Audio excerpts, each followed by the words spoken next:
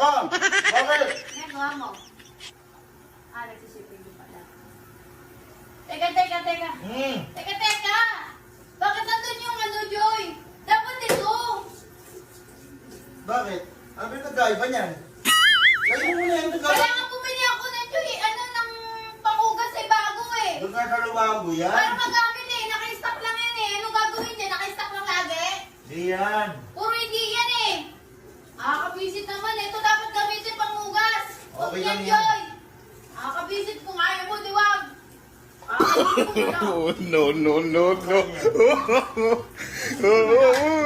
Putang ina mo! Huwag mo kainin niya, gago ka ba? Putang ina mo ka! Ano yan? Ay, hindi pangugas yan eh. Putang ina mo! Iyan mo yan! Ang sasap eh. Parang gago, tang ina mo! Huwag mo kainin niya, gago ka, sabon yan eh! Hindi. Masarap. Ano to? Putang ina mo! Ito, dairy cream? Oh, ang sarap eh. At siya mo nilagay?